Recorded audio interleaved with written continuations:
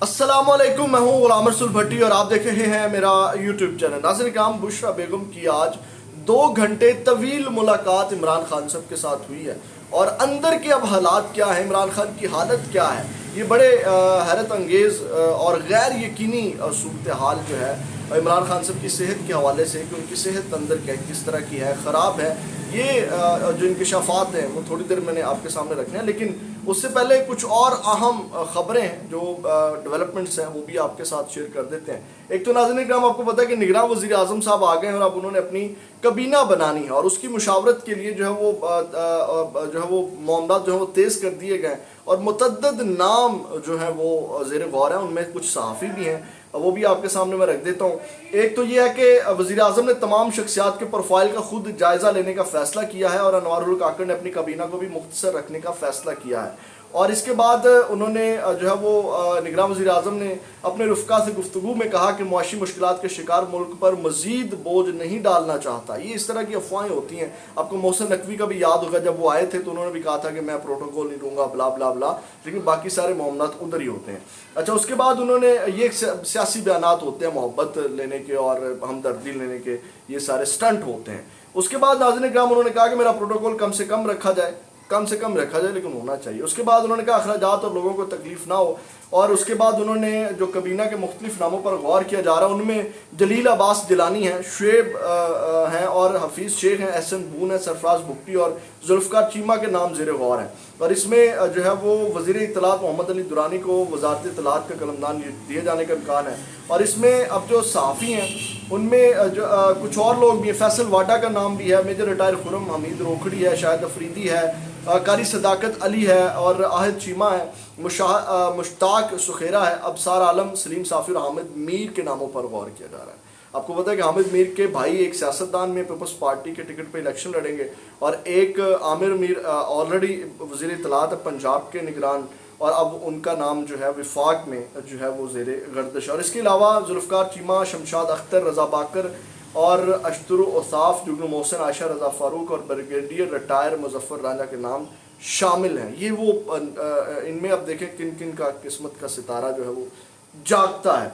दूसरी जानिब नाज़रीन किराम, जो चीफ़ जस्टिस साहब भी मैदान में उतरे हुए हैं और उनके हवाले से जो ख़बर है वो ये है कि आम इंतखाबात के हवाले से इलेक्शन कमीशन जो इलेक्शन हल्का बंदियों के हवाले से मामला चल रहे हैं उस हवाले से आज समाअत हुई है और उस समाअत 2 रुकनी बेंच ने इलेक्शन कमीशन की सिंध में सूबाई हल्का बंदियों के खिलाफ दरख्वास्तों पर समाअत हुई, जिस दौरान चीफ जस्टिस पाकिस्तान ने रिमार्क्स दिए कि हल्का बंदियों अवामी मुफाद का मामला है। सुप्रीम कोर्ट में मुतअद्दिद बार हल्का बंदियों का मामला आ चुका है। चीफ जस्टिस ने रिमार्क्स दिए कि इलेक्शन कमीशन हल्का बंदियां शिफाफ तरीकाकार से कराए और उन्होंने कहा कि उम्मीदवार को पढ़ने वाले जो वोट हैं वो मुतासिर ना हो और सिंध में हल्का बंदियों पर हसासियत ज़्यादा है। सिंध से अक्सर ये गिला किया जाता है कि हल्का बंदियाँ दुरुस्त नहीं हुई।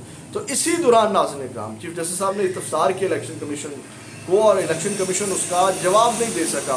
जो इलेक्शन कमीशन की तर्जमानी कर रहा था कोर्ट के अंदर डीजी लॉ इलेक्शन कमीशन, वो बड़ा हैरान हुआ जब चीफ जस्टिस साहब ने ये सवाल किया। उन्होंने कहा कि इलेक्शन कमीशन आम इंतखाबात कब करा रहा है और इसके ऊपर जनाब वो कोई जवाब नहीं दे सके डीजी लॉ इलेक्शन कमीशन। और चीफ जस्टिस ने कहा यानी अभी तो इंतखाबात की कोई तारीख तय ही नहीं हुई तो इलेक्शन कमीशन इंतखाबात से कबल तमाम मामलात जो हैं वो हल करे और सुप्रीम कोर्ट ने हल्का बंदियों से मुतल्लिक मामला वापस इलेक्शन कमीशन को भिजवा दिया। तो ये चीफ जस्टिस साहब आज फिर बड़े दिनों के बाद जो है वो हरकत में आए और इलेक्शन के ऊपर उन्होंने बात की। ये जाते जाते अब आपको पता है कि ये नेक्स्ट माह में चले जाएंगे तो अब ये जो है वो अपनी इज्जत रखना चाहते हैं। अब नाज़रीन किराम, इसके अलावा आपको पता है कि बुशरा बेगम आज गई हुई थी। आज मुलाकात के बाद जो है इमरान खान साहब से मुलाकात के बाद वो डीजी ऑफिस भी गई, जीआईटी के सामने पेश हुई। इसका हवाला आपके सामने रखते हैं और फिर जो इनकी शाफात है वो आपके सामने रखता हूँ। सबसे पहले तो नाज़रीन किराम, इमरान खान की से मुलाकात के बाद जो है वो अटक जेल से डीआईजी ऑफिस अपनी कानूनी टीम के साथ इस्लामाबाद पहुंची, जहाँ तोशा खाना केस की तफ्तीश करने वाली जीआईटी के सामने बुशरा बेगम पेश हुई और उन्हें सेशन अदालत ने आज DIG آفس میں شامل تفتیش ہونے کی ہدایت کی تھی، جس پر بشریٰ بی بی توشہ خانہ کیس میں دکان کی جعلی رسید بنانے کے تھانہ کوہسار میں درج مقدمہ میں اپنا بیان ریکارڈ کروایا انہوں نے، اور GIT نے مقدمہ نمبر 422/23 میں بشریٰ بی بی سے تحقیقات کے لیے سوالات کیے، اور بشریٰ بی بی اپنی لیگل ٹیم کے ہمراہ تقریباً 50 منٹ تک GIT کے سامنے شامل تفتیش رہی، جس کے بعد واپس روانہ ہو گئی۔ GIT نے بشریٰ بی بی سے 20 کے قریب سوال کیے۔ ٹھیک ہے، یہ ناظرین کرام یہ چیزیں تھیں۔ اب آتے ہیں ملاقات کی طرف۔ ناظرین کرام، ملاقات جو ہے اس میں جو ہے وہ بڑی چیزیں غور طلب ہیں۔ اب یہ جو چیزیں میں آپ کے سامنے رکھنے جا رہا ہوں نا، اس میں آپ نے دیکھنا ہے کہ ان چیزوں کو آپ نے سب سے پہلے عمران خان صاحب کی جو عمران خان صاحب کا جو لائف سٹائل تھا، اور یہ جو چیزیں میں آپ کے سامنے رکھنے جا رہا ہوں، آپ دیکھیں گے کہ کس قدر جو ہے وہ ایک شہزادوں کی طرح زندگی بسر کرنے والے کے ساتھ اب جیل کے اندر کیا کیا جا رہا ہے۔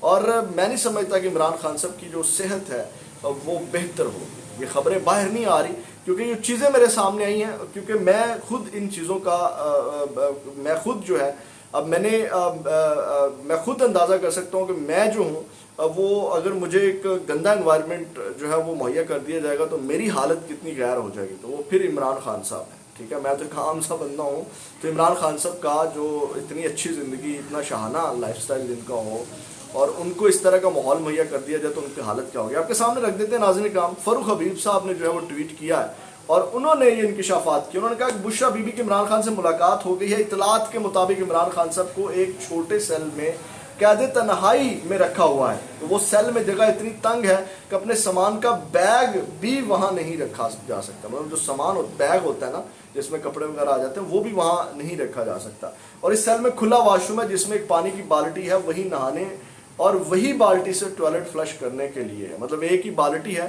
اسی سے ہی وہ جناب وہ استنجا سادہ الفاظ میں کہنے کہ کرنا ہے، اسی سے ہی انہوں نے وہ جو پخانہ کرنا ہے وہ اسی بالٹی سے بہانا ہے اور اسی بالٹی سے نہانا ہے۔ تو آپ سمجھ سکتے ہیں کہ کس طرح ان کی جو صحت ہے یا حالت ہے وہ اچھی ہو سکتی ہے۔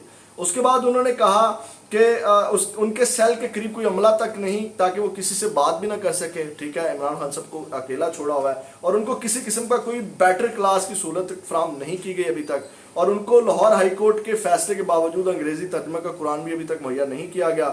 اس کے باوجود عمران خان اس سارے ظلم و ستم کا ڈٹ کر مقابلہ کر رہے ہیں، اور لاہور ہائی کورٹ کے چیف جسٹس عامر فاروق صاحب اپنے فیصلے پر عمل درآمد کروائیں۔ عمران خان صاحب سے ان کے وکلا کو ملنے نہیں دیا جا رہا، جو کھلے عام عدالتی فیصلہ اور قانون کی خلاف ورزی ہے۔